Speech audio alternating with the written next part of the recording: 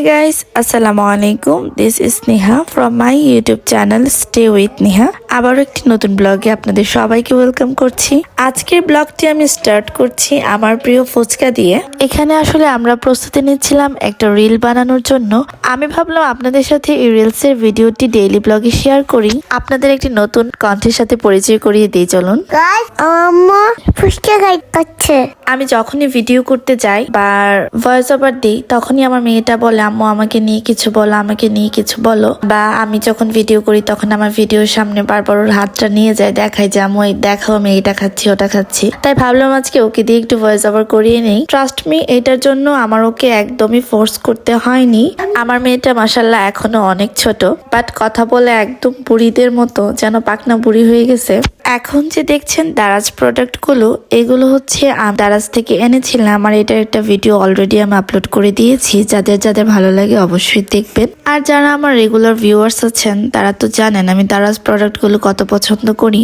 আপনারা যারা আমার গত ব্লগটি দেখেছেন তারা জানেন আমি মেয়ের জন্য একটা প্লেট নিয়ে এসেছি, ও যেন খাবারটা খেতে শিখে প্রপারলি। তো এখানে হচ্ছে সকালে ও নাস্তাটা দিচ্ছিলাম, কয়েকটা আপেল দিয়েছি আর সেই সাথে একটা ডিম দিয়েছি। আর এখন যে দেখছেন এটা হচ্ছে আমার মেয়ের দুপুরের খাবার। আমি ওকে মাছ দিয়েছি, কয়েক পিস মাংসের টুকরো আর সেই সাথে সিমের একটু তরকারি দিয়েছিলাম। এখন আপনাদের দেখাবো দুধ পুলি পিঠার রেসিপি।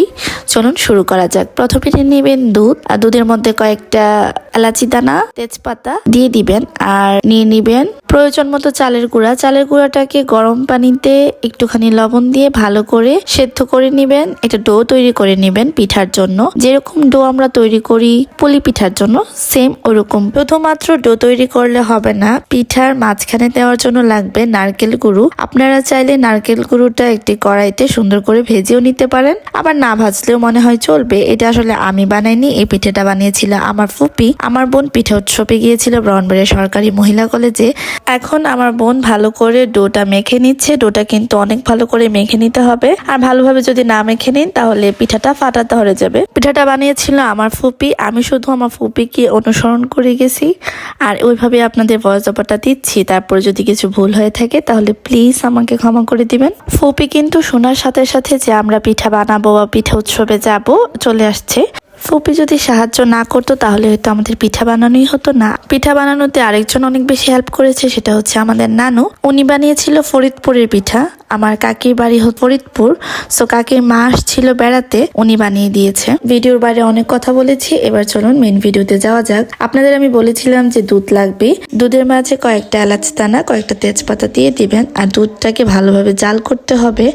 জাল করার সময় অনবরত নাড়াতে হবে। দুধটাকে জাল করতে করতে একদম ঘন করে ফেলতে হবে, আর কালারটা একটু ডার্ক আসবে। ওইদিকে আগে থেকে করা ডোটা দিয়ে বানাতে হবে পিঠা।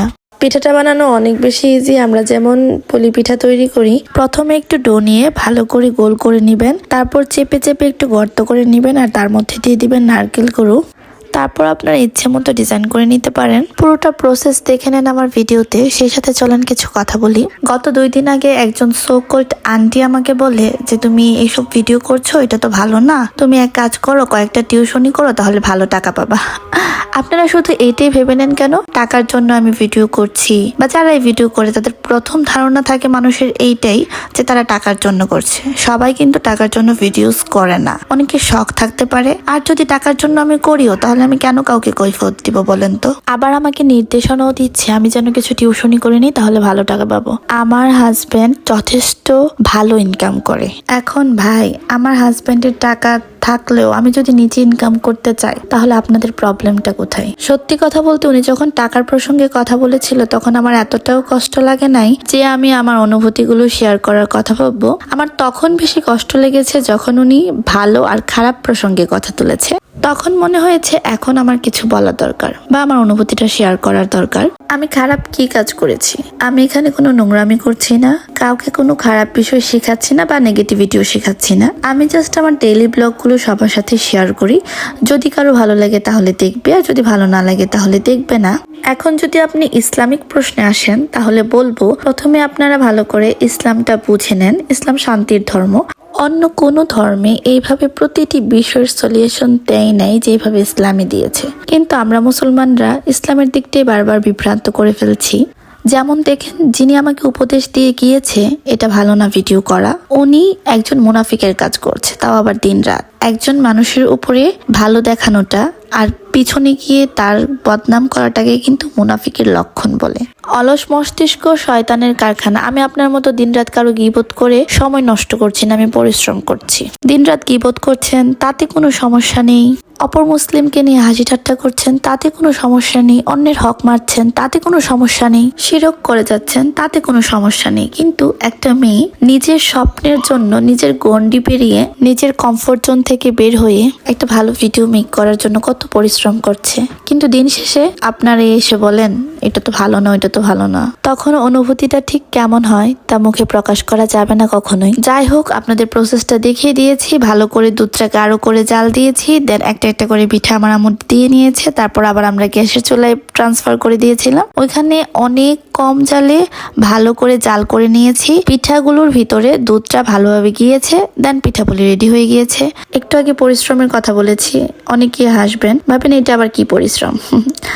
আসলে এটাই স্বাভাবিক। আমি তাদের কাছে আশাও করি না যারা কিছু বোঝে না, তারা বুঝবেই না। তাদের সেই মেন্টালিটিটা নেই যে তারা বুঝবে, এটাই স্বাভাবিক। যারা বোঝেন না বাট আমার কথা শুনলে বুঝতে পারবেন, যাদের মধ্যে এখনো সেই মনুষ্যত্বটা আছে, শুধুমাত্র তাদের জন্যই বলছি, ভিডিও শুট করা, ভিডিও এডিটিং করা, দেন ভয়েস ওভার দেওয়া এতটা ইজি না। এইভাবে তো বোঝানো যাবে না। আপনারা একটা ভিডিও মেক করলেই বুঝতে পারবেন। মেক করেই দেখেন একটা ভিডিওর পেছনে কত পরিশ্রম থাকে। তার উপর আমার প্রতিবন্ধকতার শেষ নেই। আমি চাইলেই নিজেকে সবভাবে আপনাদের সামনে প্রেজেন্ট করতে পারবো না, কারণ আমার নিজের অনেক বাধা নিষেধ আছে। তাছাড়া আমি ফার্স্ট শুরু করেছি, আমার অনেক ভুল হচ্ছে, নিজেকে শুধরিয়ে নিচ্ছি, আবার শুরু করছি। এরকম ভাবে আমার সবকিছু শেষ করছি। তারপর আপনাদের এত আমাকে নিয়ে কিউরিয়াসিটি কেন আমি নিজেও জানি না। যাই হোক, আমাকে নিয়ে কথা বলা ভালো, আর আমার গীবত করাও ভালো। আমি আল্লাহর কাছে অনেক বেশি সোয়াব পাবো। Thank you so much. আমার নেক্সট ভিডিওতে আপনারা ব্রাহ্মণবাড়িয়া সরকারি মহিলা কলেজে আমাদের পিঠা উৎসব নিয়ে অনেক ভালো ভালো ভিডিও পাবেন। ততদিন পর্যন্ত আমার সাথে থাকবেন। এখন যে দেখছেন এটা হচ্ছে মিষ্টি কুমড়ো গাছ। আমার কাকির কাছে অনেক সুন্দর সুন্দর দুইটা মিষ্টি কুমড়ো হয়েছিল, যার ভিডিও আমি নিয়েছিলাম। আচ্ছা, আপনারা যারা আমার ভিডিও এই পর্যন্ত দেখেছেন তাদের সবাইকে অসংখ্য ধন্যবাদ। দুধ পুলি কে কে খেয়েছেন অবশ্যই কমেন্ট করে জানাবেন। আর দুধ পুলির রেসিপিটি ভালোভাবে না বুঝলে রেসিপিটি শর্ট করে শর্টসে আপলোড করে দিব, অবশ্যই দেখবেন। আচ্ছা, আজ বিদায় নিচ্ছি এই পর্যন্ত। কথা হবে নেক্সট ভিডিওতে। ততদিন পর্যন্ত ভালো থাকবেন, সুস্থ থাকবেন। আল্লাহ হাফেজ।